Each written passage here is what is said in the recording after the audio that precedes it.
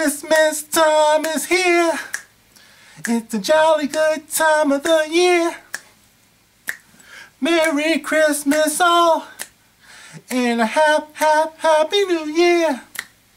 It's a jolly good time of the year. Rock with me, y'all.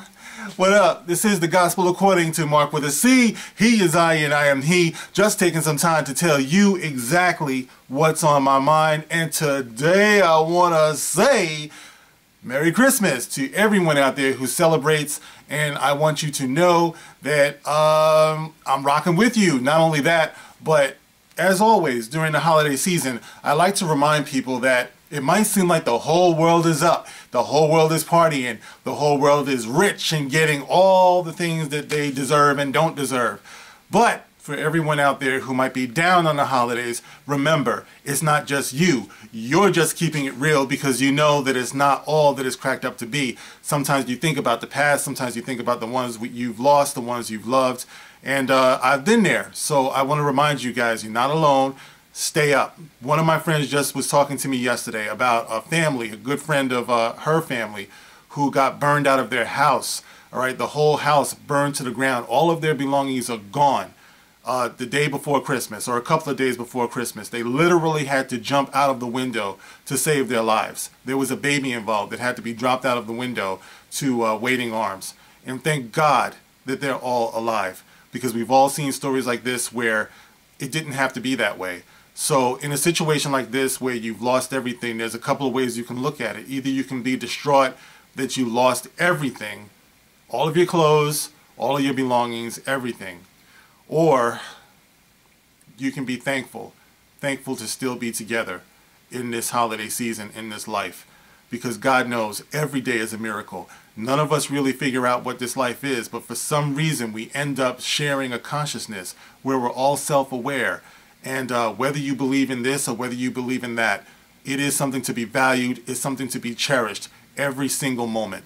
I was talking to, actually I got a comment from the Star Wars dad, and the Star Wars dad was telling me that they're just back up and running. You know, you might want to go give him a shout out on his channel. You know, the Hurricane Michael came through and it devastated that whole area. So, you know, there's just so much to be thankful for. So I just want to remind everybody, don't be too down on yourself. Take the time that it takes to get through these things. If you need to take a deep breath, if you need to cry. For example, I miss my brother on this holiday season. I call my brother my first best friend.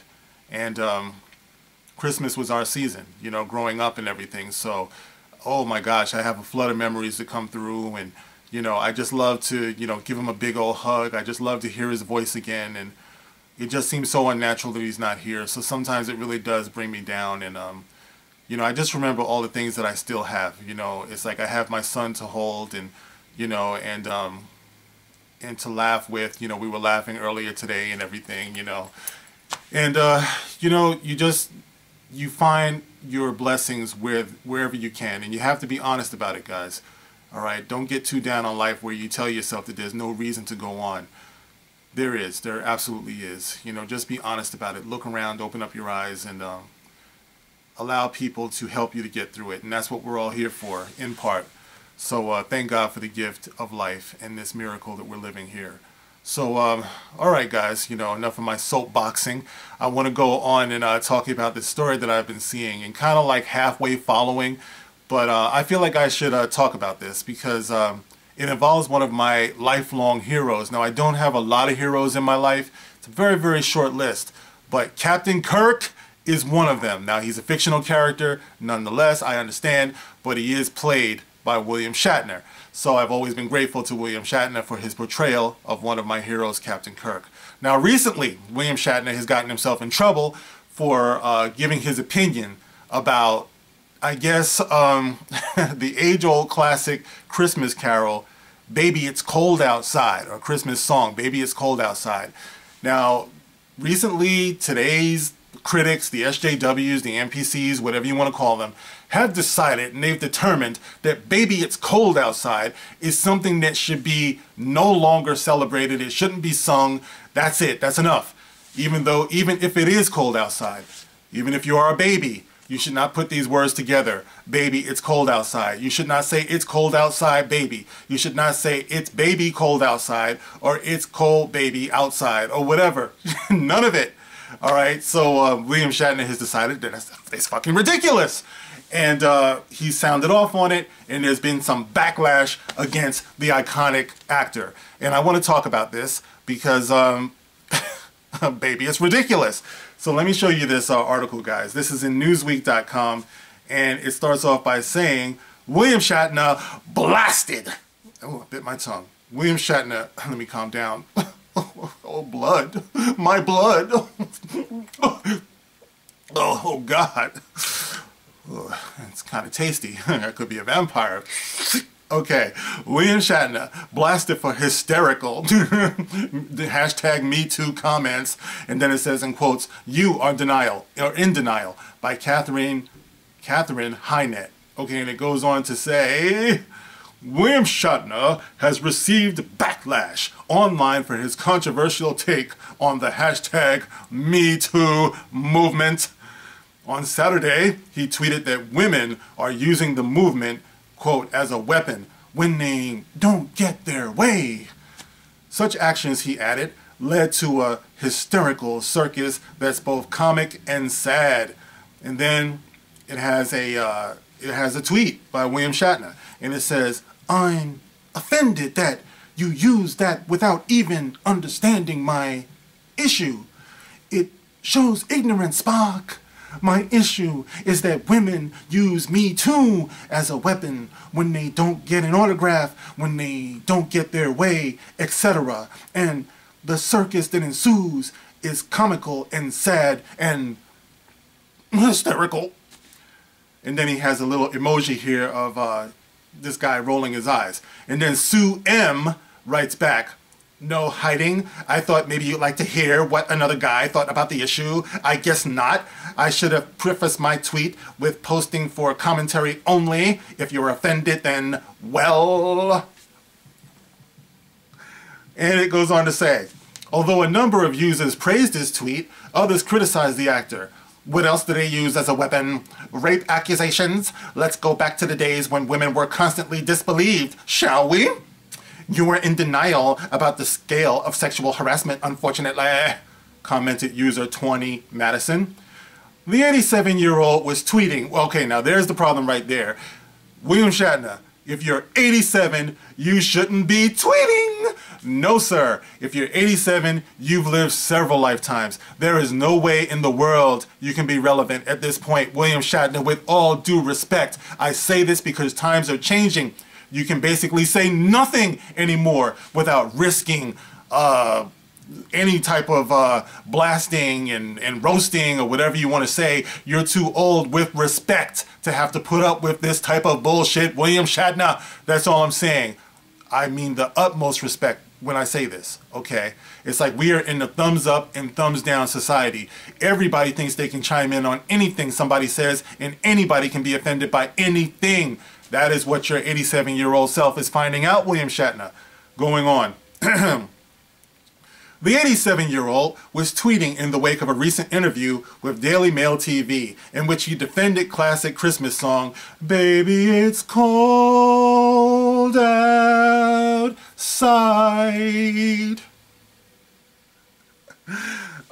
The track has received a raft of criticism after a radio station pulled it over lyrics that see a man try and persuade his female companion to stay a little longer at his home.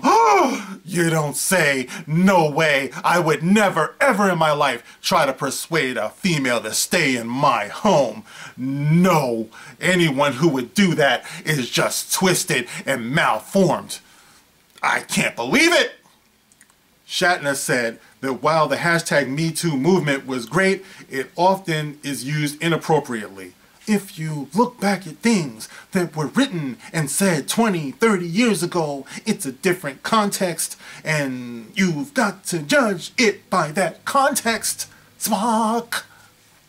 He told Daily Mail TV, "Rape and pillage, absolutely not. Those are crimes against humanity, bones. But saying, would you make love with me? Woohoo, freaky. But saying, would you make love with me? Oh, I've been really trying, baby. Trying to hold back these feelings for so long. And if you feel like I feel, sugar, come on. Oh, come on. Woo! Excuse me.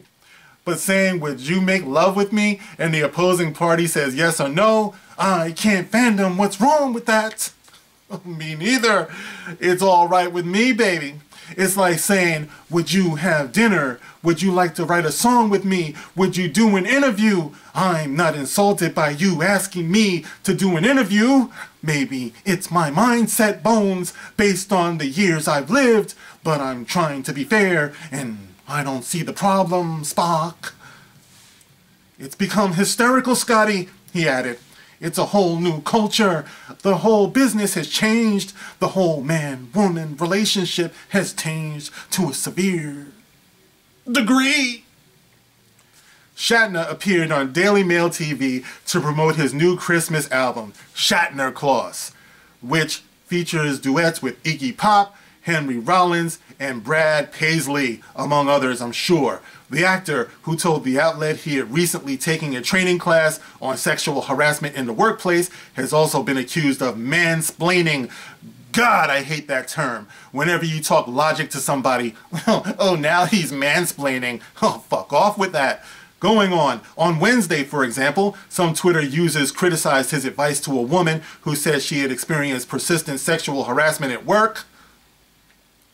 Shatner suggested, instead of frowning, which could have been interpreted several different ways, have you said something to the effect of, hey, thank you for the wonderful compliment, but as we are in a work environment, we should keep things above board, lest people get offended. Oops, mansplain fail, wrote user Mo Brock. User Jim added, we're putting the onus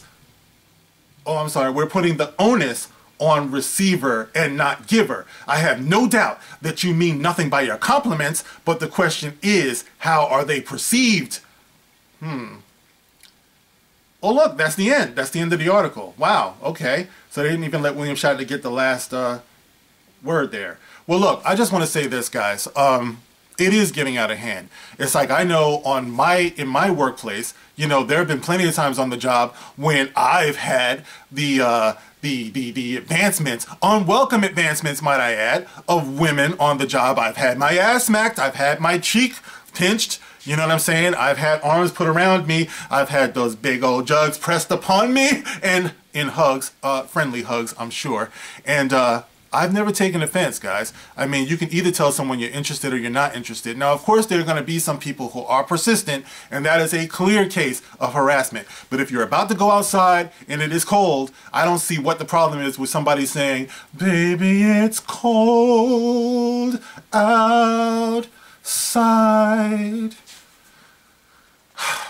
But seriously, guys, there is a difference between singing a Christmas carol where a guy is clearly trying to get his groove on and being someone who supports rape culture, you know, whatever that is. I'm kind of unsure about the definition of that, but I've heard people say it, and I would imagine there is a difference between singing a song, you know, about a guy with romantic intentions and somebody who is trying to do something against a woman's will. All right, now when you do point out things like this and you know that the song is innocent, it's about the mating practice between men and women. You know this, when you make it a point to target stuff like that, you weaken the other side of things that is very, very serious. Now, I don't take rape to be a joking matter at all. I don't think it's something to be taken lightly. I think that it's something terrible when it happens to a woman. I think it's something terrible when it happens to a man, even though in this society we try to act like it's a joking matter. When it happens to a man, somehow it's less, but a violation is a violation. So what I'm saying is, when you have something that you know is innocent, when you know that something is not really taking it there, that's not their intention, I think that it weakens the ability of the accuser to be taken seriously, who has in fact been violated. William Shatner being 87 years old is something that should be taken into consideration, because obviously the man has lived a long time. And what was in his day, after all, we're talking about the man who I believe had the first interracial kiss ever on network TV. So it's not like the man is closed-minded. It's not like the man is insensitive, you know, to the progression of society. He's written several books. You know, William Shatner has been there for just about every generation of, you know, of TV and movies and things like that. He's an institution, you know, in America. That doesn't make him a saint. It doesn't mean that he can't be wrong. All I'm saying is that we have to consider our elderly. We have to consider people who have lived much, much longer than we have. I know that I ran into a gentleman a long time ago who still calls black people coloreds. So when he was talking to me, he's talking about this colored guy, that colored guy, you know, I'm a colored guy and everything. And I totally, when I first heard it, I was taken aback by it. Did he just say colored? You know what I mean? But then I looked at the guy. The guy must be something like 3,000 years old. You know what I mean? He's lived a long time. So my thing is, you have to consider that. And here's the kicker. He's a black man who was talking about colored and things like that. So we have to keep these things in mind. It's like everybody's experience is not the same as everybody else's. Everyone's perception, everyone's the way they can perceive things is not the same as this person and that person. You know, so we do have to make it a point to try to understand each other. Because the society that we're living in now, we want to tell each other how to think. We want to tell each other like what to think. We want to tell each other what to be offended about and things like that. And, you know, down that road, man, it's like there's nothing good there. You know, and this is the reason why, even though it's controversial, I made a video last year talking about how I'm not sure that taking down statues of, like, say, Confederate heroes is a good way to go. It's like we can't change history, you know, and this to me is no different. When you want to start banning songs that were written a long time ago, it's like I could almost understand if the song were written today and you were like, what's up with these lyrics? I really can't stay, baby, it's cold outside. I said, no way, baby, it's cold outside, whatever the song goes. You know, but if you're talking about something that existed a long time ago, sometimes that's just got to be a capsule, you know, a little snapshot of what it used to be. If we don't, like, check that, I can see going into art museums and destroying works of art. You already want to start tearing down statues of people that you didn't agree with politically, but like I said before, where's it going to stop? We're going to start running into museums, art museums, and tearing down paintings of the Civil War, you know, tearing down pictures of slavery. If you're not a Christian, you want to tear down pictures of Jesus, of the crucifixion. We really have to think about this thing, guys. So, you know, in defense of William Shatner, I will say that he shared his opinion. It's all about context. It's all about who is perceiving it. And I truly agree with that. It goes deeper than what I personally believe in. So, you know, my challenge is on all of us to remember that. We have to share this world. That includes sharing it with people who disagree with us. Seems like a simple situation, a simple issue. Oh, it's just a song. We can just throw a song away. No, it's a lot deeper than that, if you really think about it. So, yeah, I just wanted to weigh in on that. What do you guys think about that? Are we really going too far with all of this stuff, trying to regulate every little thing and find offense in every little thing, whether it's today's, you know, contemporary, or whether it's, you know, something from the past? You know, I don't know. Let me know, guys. Get in the comment section. Let me know how you feel about this. And as always, I want to thank everyone out there who likes, everyone who shares, everyone who subscribes, everyone who comments. I truly do value you, and I thank you guys so much for the way that you've received me in the last year. I really do appreciate it. Hopefully we can get another year in together and having fun and laughing through all the good and all the bad times. Anyway, guys, that's it for now. I will see you on the next one. This is The Gospel According to Mark with a C. And if you go outside, bundle up, 'cause baby, it's cold.